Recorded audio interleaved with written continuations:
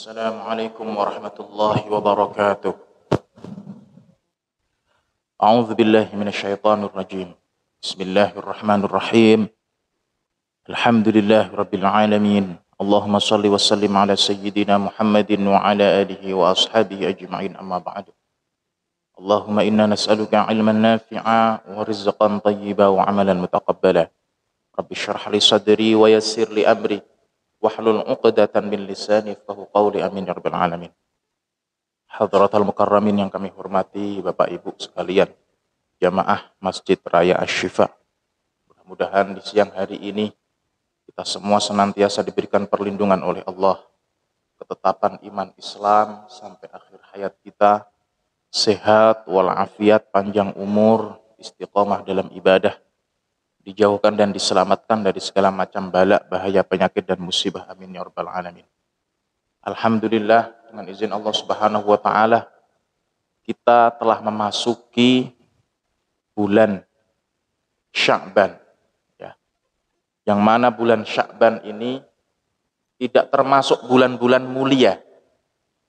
Karena bulan mulia ada 4, Dzulqa'dah, Dzulhijjah, Muharram, Rajab. Sya'ban tidak termasuk bulan mulia. Tapi bukan berarti Sya'ban bukan mulia kemudian kita mengabaikannya. Bukan berarti Sya'ban tidak termasuk bulan haram kemudian kita melupakannya. Bukan. Bahkan Rasulullah SAW memberikan contoh khusus ketika bertemu bulan Sya'ban. Yang mana yang ditauladankan oleh Rasulullah itu menunjukkan bahwa bulan Sya'ban ini walaupun bukan bulan haram, tapi tetap memiliki keutamaan. Sebagaimana dalam sebuah hadis yang sahih, ya, yang diceritakan oleh Sayyidah Aisyah radhiyallahu anha, qalat, "Wa ma ra'aitu Rasulullah sallallahu alaihi wasallam istakmala siyama syahrin qat illa Ramadan. Wa ma ra'aitu fi syahrin aktsar siyaman fi Sya'ban."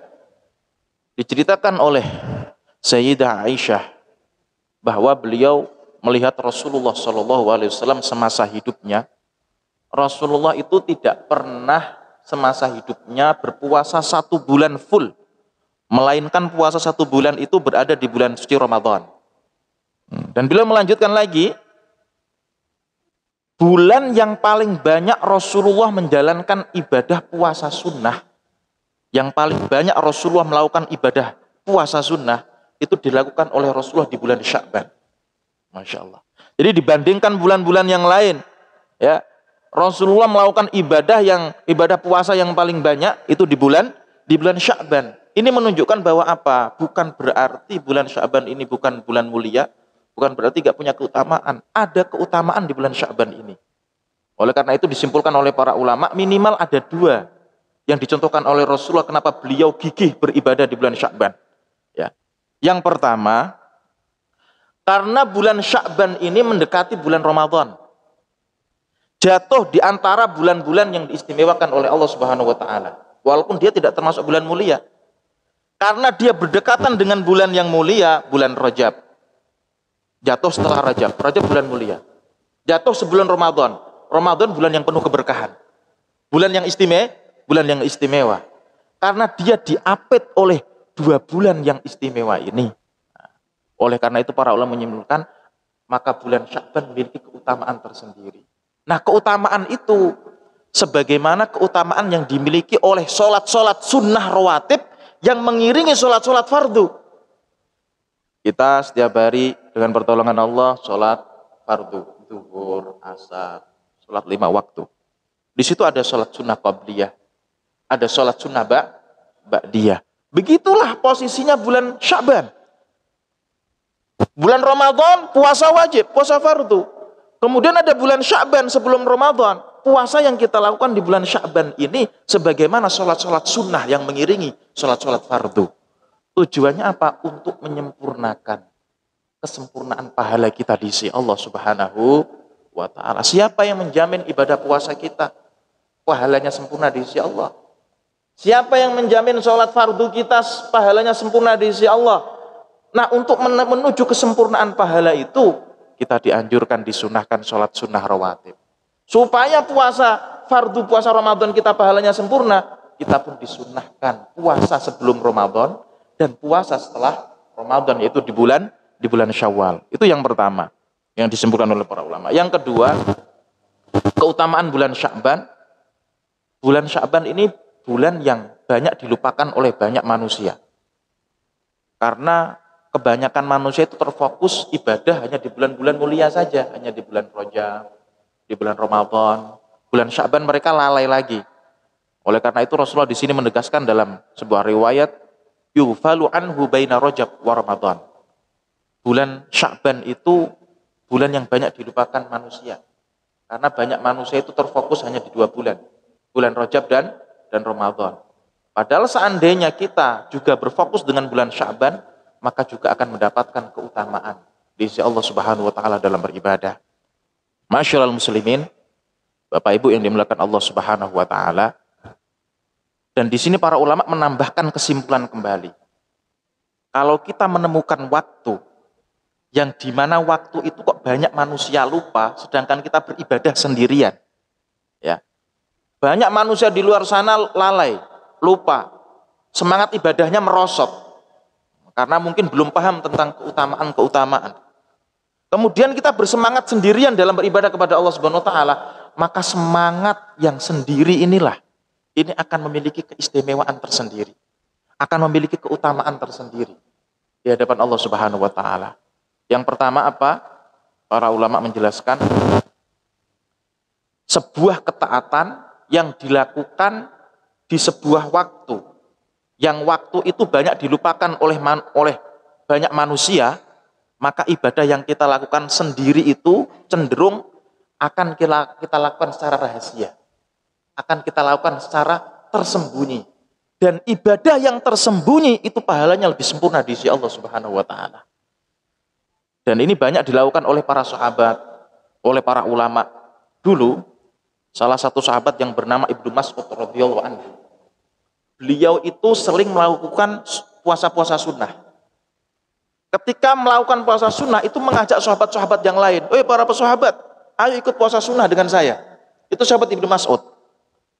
Tapi saya kasih motivasi agar pahala puasa kita itu lebih sempurna di sisi Allah. Dengan cara apa?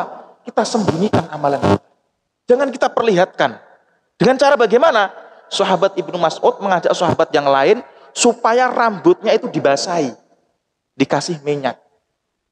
Di zaman dulu kalau orang terlihat rambutnya basah, dikasih minyak, itu kelihatannya tidak berpuasa. Tapi ini belum tentu. Yang dicontohkan oleh sahabat Ibnu Mas'ud dengan teman-temannya ini enggak. Justru sebaliknya. Kelihatannya rambutnya basah, seakan-akan tidak berpuasa, tapi justru itu mereka sedang berpuasa. Ini namanya menyembunyikan amalan-amalan sunnah. Dan ini lebih utama di sisi Allah Subhanahu wa taala. Bahkan dalam cerita yang lain, ada salah seorang ulama, beliau menjalankan puasa sunnah selama 40 tahun. Puasa sunnah, ya, untuk riyadhah dirinya. Itu selama 40 tahun. Tapi nggak ada orang yang tahu kalau dia sedang berpuasa setiap hari. Dengan cara bagaimana? Ini diceritakan oleh Ibnu Rajab Al-Hambali dalam kitabnya. Ternyata ulama tersebut setiap pagi itu dikasih makan sama keluarganya. Tapi makanan itu dibawa ke pasar. Sampai di pasar disodakohkan kepada orang-orang yang ada di pasar. Ini saya punya roti, saya sedekahkan kepada orang lain di pasar. Orang-orang yang di pasar mengira, orang ini sedekah makanan, berarti dia sudah makan makanan itu. Dikira tidak berpuasa. Dia pulang ke rumah, makanannya sudah nggak ada, karena sudah disedekahkan. Keluarganya mengira, makanannya habis. Ini berarti roti yang disediakan sama keluarga sudah dimakan sama ulama tersebut. Padahal ulama tersebut menyembunyikan. Rotinya sudah sedekahkan di pasar. Ini adalah sebuah motivasi dalam apa? Ketika kita beramal, tidak harus dipublikasi. Ya. Ada waktu-waktu khusus ketika kita beribadah kepada Allah, ibadah-ibadah sunnah, yang harus lebih utama kita sembunyikan. Tujuannya apa? Supaya pahalanya lebih sempurna di sisi Allah Subhanahu wa taala. Dan itu bisa kita lakukan khususnya di waktu-waktu yang banyak dilupakan manusia, khususnya di bulan Sya'ban. Kemudian yang kedua, ulama menegaskan lagi keutamaan bulan Sya'ban, ya. Kita beribadah secara tersembunyi. Ibadah yang dilakukan secara tersembunyi akan terasa lebih berat. Pasti lebih berat. Karena orang-orang secara umum tidak beribadah. Kita melakukan ibadah secara sendirian akan merasakan lebih berat. Nah, amal ibadah yang dilakukan lebih berat, yang dirasakan lebih berat, itu pahalanya pun akan lebih besar di sisi Allah Subhanahu wa Ta'ala. Bahkan dalam sebuah riwayat, al-ibadah fil harji kahijrah ilayya. Ibadah dalam situasi yang sangat sulit itu bagaikan hijrah kepadaku, kata Rasulullah SAW. Jadi kalau seseorang berjuang istiqomah menjaga sholatnya, istiqomah membaca Quran, istiqomah menjalankan ibadah puasa, istiqomah bersedekah. Kalau kita merasakan sebuah keberatan dalam ibadah itu dan kita memaksakan untuk beribadah, maka nilai pahalanya pun akan diperberat oleh Subhanahu wa Ta'ala. Nilai ibadahnya pun akan dilipat gandakan oleh Allah Subhanahu wa Ta'ala dengan perjuangan yang kita rasakan. Kemudian yang terakhir, yang ketiga, melakukan ibadah secara sendiri dengan penuh perjuangan. Ya, di tengah-tengah manusia yang sedang lalai, di tengah-tengah manusia yang kebanyakan mereka tidak beribadah kepada Allah, di tengah-tengah manusia yang mereka lupa kepada Allah, maka ini menjadi wasilah sebab Allah akan mengangkat sebuah bala. Masya Allah.